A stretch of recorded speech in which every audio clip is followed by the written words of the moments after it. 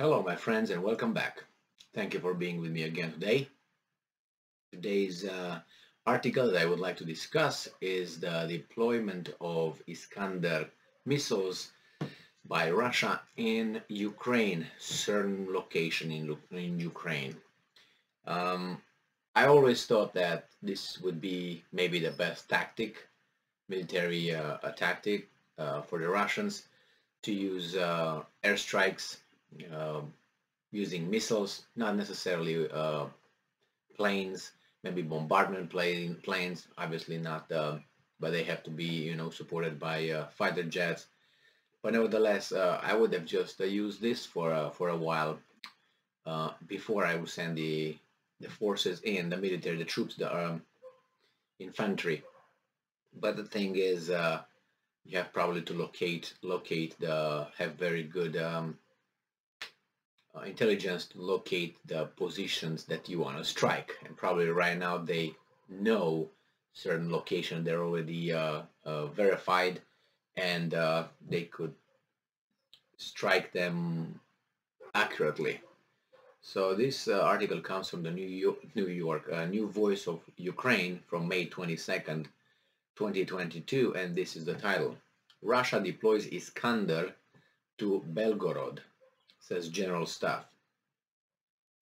So the Kremlin continues to bombard Ukraine with air and missile strikes, yes, and is leveraging its air power to greater degree in the east, the General Staff said. In the north, Belarus's armed forces are engaged in reconnaissance activity and are deploying additional signals intelligence. So, deploying additional signal intelligence systems along the border with Ukraine. Ukraine remains under threat of air and missile strikes launched from Belarus, Ukraine's military says.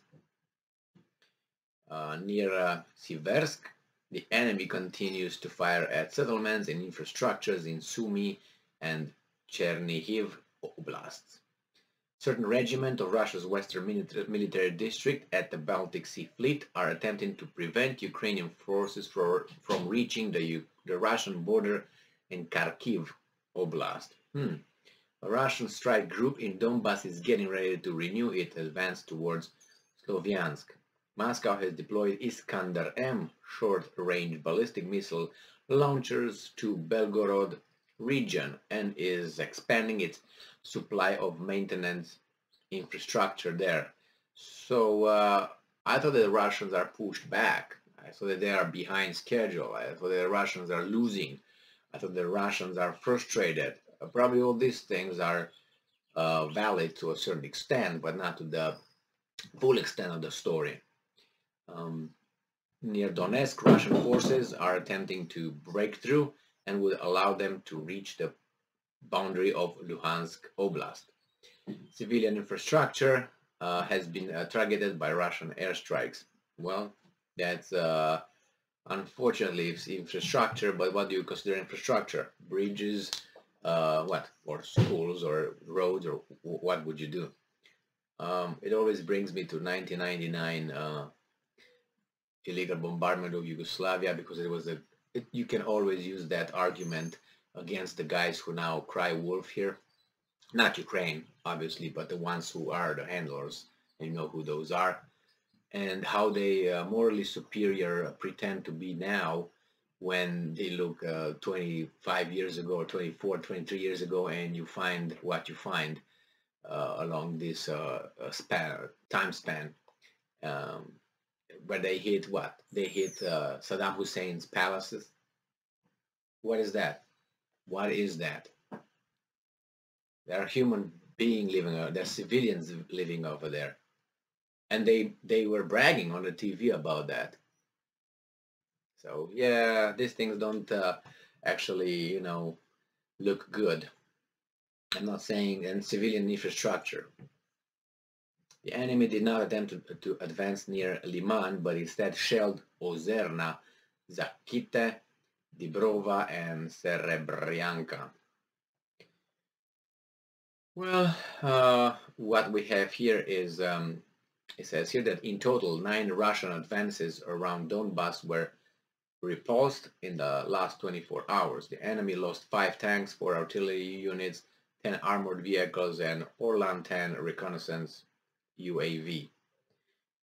Ukraine's air defense intercepted 2 cruise missiles, while Air Force destroyed 12 pieces of Russian military equipment. Well, if it's so, that means there's a big war over there, which I don't want to give my assessment on what's going on over there, because as I said, some people overemphasize certain things, exaggerate, some people minimize certain things.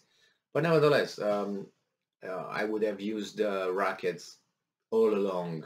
But as I said, you have to know where you're hitting though, right? So it seems like the Belarusian friends of Russia, right? Providing with some information, intelligence information, pulling their systems close to the border, probably to intercept. I'm guessing, you know, information and transmissions from within Ukraine by the Ukraine military. I don't know how many Iskander missiles the Russians have to use at their disposal, I mean, and I don't know exactly what the military targets will be hit by these things, obviously, but this is the way to be. Use the Iskander, use the other missiles to hit the like caliber missiles, use them, and they would you know, destroy behind the front, or the blockade, or how we want to call it, destroy main points. Thank you very much for being with me again today. Stay strong, stay smart, look for the truth, and be just.